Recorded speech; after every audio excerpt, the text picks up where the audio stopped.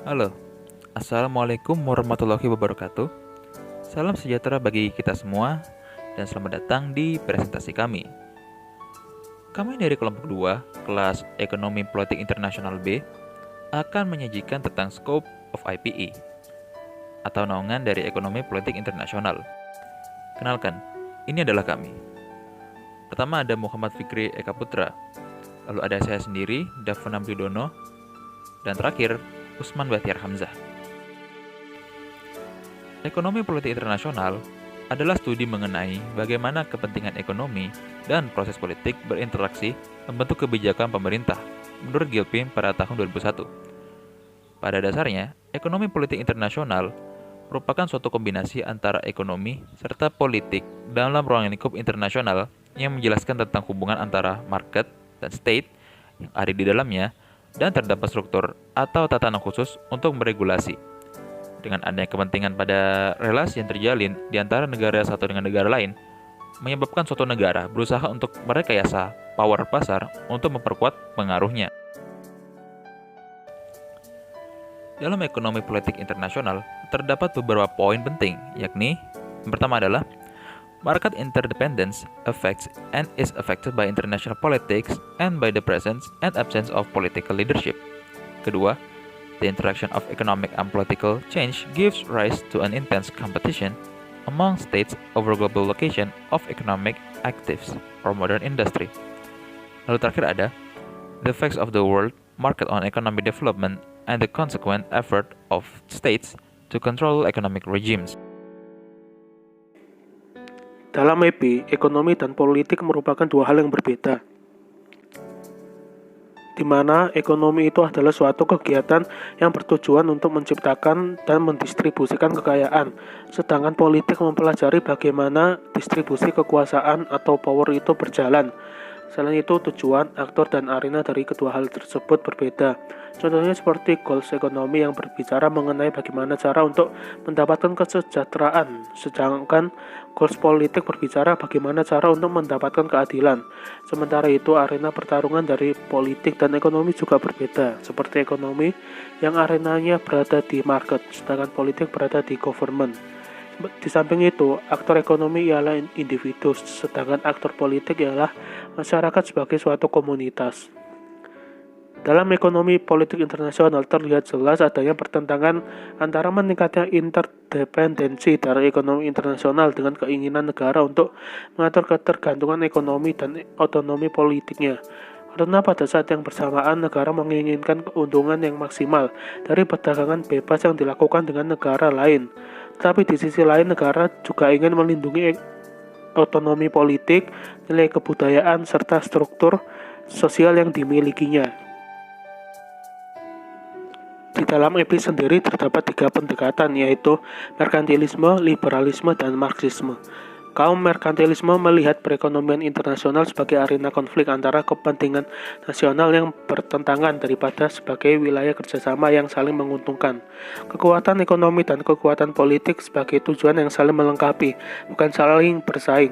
Pencapaian kekuatan ekonomi mendukung pengembangan kekuatan politik dan militer negara, serta kekuatan politik dapat meningkatkan dan memperkuat ekonomi negara. Kaum merkantilis menyatakan bahwa perekonomian seharusnya tunduk pada tujuan utama peningkatan kekuatan negara. Politik harus diutamakan daripada ekonomi, tetapi isi dari kebijakan-kebijakan spesifik yang direkomendasikan untuk menjalankan tujuan tersebut telah berubah sepanjang waktu. Kaum liberalisme meyakini bahwa pemerintah atau negara harus keluar dari pasar. Tugas pemerintah atau negara hanya sebatas sebagai pengawas. Keterlibatan pemerintah atau negara baru akan diperlukan apabila pasar mengalami ketidakstabilan. Di situ peran negara atau pemerintah sebagai pembuat kebijakan diperlukan. Kebijakan yang merupakan instrumen politis muncul dan lantas dapat berkaitan dengan ekonomi, sehingga dapat dipahami kemudian bahwa kerangka teoritis besar liberalisme bagi ekonomi politik internasional terletak pada cara pandang mereka bahwa ekonomi dan politik adalah dua hal yang terpisah. Meskipun mereka tidak menolak jika ekonomi meningkatkan kekuatan dan keamanan negara, akan tetapi tujuan utama dari aktivitas ekonomi menurut liberalisme tetaplah keuntungan individu. Sedangkan dalam pandangan kaum Marxis, kehidupan ekonomi berada pada urutan pertama, sedangkan politik urutan kedua. Oleh karena itu, dalam kehidupan sebuah negara, kepentingan dan isu-isu ekonomi menjadi isu-isu yang penting dan sangat menentukan kepentingan yang ada dalam politik. Bahkan politik sebagian besar ditentukan oleh konteks sosial ekonomi, dan negara bukanlah lembaga yang otonom bagi penganut Marxis. Demikian juga kelas-kelas sosial yang ada. Borjuis dan proletar akan menentukan kebijakan-kebijakan politik yang diambil sesuai dengan kepentingan kelas sosial yang berkuasa, sehingga secara garis besar Marxis beranggapan bahwa perekonomian adalah tempat eksploitasi dan perbedaan antar kelas sosial, khususnya kaum borjuis dan kaum proletar. Label Made in German bukanlah penemuan Jerman, itu muncul sebagai bagian dari British Merchandise Marks Act yang mulai berlaku pada 23 Agustus 1887. Tindakan tersebut bertujuan untuk memastikan bahwa semua produk yang berpotensi mengancam keberhasilan barang dagangan Inggris dicap sebagai label. Itu adalah upaya untuk mendorong pembeli Inggris untuk membeli Inggris. Setiap negara perdagangan yang ingin berbisnis di Inggris Raya harus melabeli produknya dengan negara asalnya. Studi kasus tersebut termasuk studi kasus IPE, karena yang pertama adanya indikator primary goal dari politik yaitu justice, di mana pada saat itu rakyat Jerman juga mendamba-dambakan revolusi demokrasi, seperti yang terjadi pada Prancis. Golongan penguasa dan berjuang sendiri cukup sadar akan fakta ini. Otto von Bismarck adalah primary aktor pemerintahan yang merupakan kanselir Prusia saat itu, akhirnya membentuk Jerman sebagai entitas politik yang koheren, yaitu sebagai sebuah negara atau state pada tahun 1870. Namun ia juga menggagalkan demokrasi sejati dan memperkenalkan beberapa perubahan kebijakan pada arena pemerintahan seperti asuransi, kesehatan, pengobatan, dan obat-obatan gratis. Dan pemerintah akan membayar perawatan, kesehatan, dan pendidikan dan melindungi mereka dari efek kapitalisme pasar bebas yang lebih keras.